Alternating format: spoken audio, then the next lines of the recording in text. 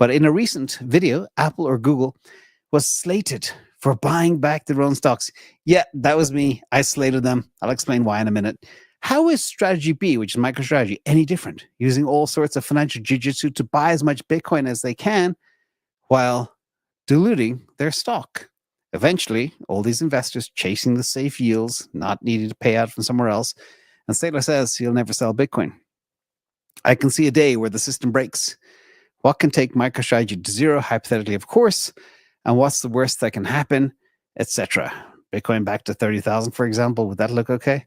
So good questions. First of all, I will talk about stock buybacks, and I'm going to use Apple as a case in point. Apple Car, fail, complete flop. And they put a lot of resources into this and got nowhere. Apple goggles, fail. The day they launched, I made a video mocking Apple goggles. I said, nobody's going to use this thing. It's crap. And nobody can afford it at over $3,000 a pop. Fail, okay? The two things that they tried, they failed. Instead, they bring you a new color for the Apple iPhone. That's the innovation. Now, the difference is, this is so important, and for people to understand the difference between stock buybacks and MicroStrategy selling shares to buy Bitcoin. So with Apple, the direction of shares, the stock buyback reduces the shares, which concentrates ownership, okay? The increase of shares, the opposite, new issuance, dilution of ownership from MicroStrategy. Use of funds, they spend cash to return value to shareholders. They don't really, they just buy the shares back, which makes the supply less, which drives the price up, which is their version of returning cash to shareholders. MicroStrategy raised cash to invest in Bitcoin as a bet on Bitcoin going up, okay? Same thing since August 2020. Again, my third ever video is about MicroStrategy, before anybody even knew what it was. Impact on shareholders. Buybacks boost earnings per share and stock price, benefiting shareholders. And dilution for MicroStrategy ties shareholder returns to Bitcoin returns, okay? They have share accretion. If they sell a share for $2, okay, they can buy sometimes nearly $4 worth of Bitcoin with that on a relative basis because of the premium, the NAV premium. And risk profile, conservative, they use excess cash to enhance earnings per share, i.e. shareholder value. And MicroStrategy bet on Bitcoin's future, increasing financial risk. It is riskier, of course. And market signal, this is important. Apple, when they don't know what to do with all the cash they have, and after failing with the goggles and with the car, it's like, well, we got all this cash and our iPhone business is really good. Let's just buy our stock back, because they got no confidence in their ability to invest in their own business. That for me is a kiss of death. That's why I sold my Apple years ago. I think in 2021 or 2022, because I saw it's like they got no innovation anymore. You know, like when Steve Jobs was there, oh my God, that was a different era. But the other guy who's in charge now is just kind of like managing the morgue almost. And MicroStrategy signals confidence in Bitcoin. That's the signal. They believe Bitcoin's going to go up. And I've seen nothing but Michael Saylor smile since November 2024.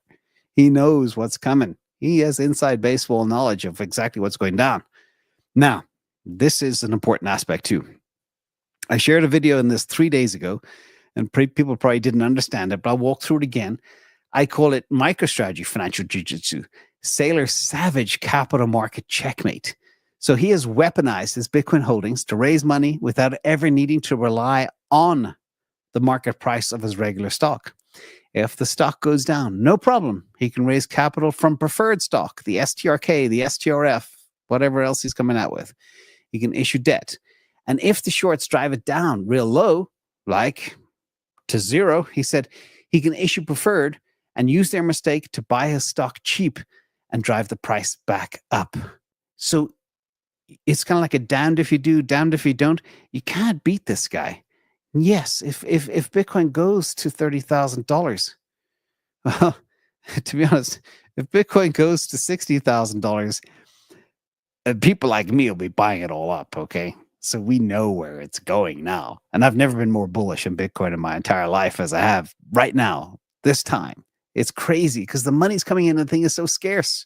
Absolutely so scarce. Anyway, that's his jiu-jitsu checkmate on the capital markets. And a quick reminder too, MicroStrategy versus Apple and Google over the last 12 months. Here we are. Apple up 15% over the last year. Google down 6% over the last year. Okay, let's compare it to some other puppies here.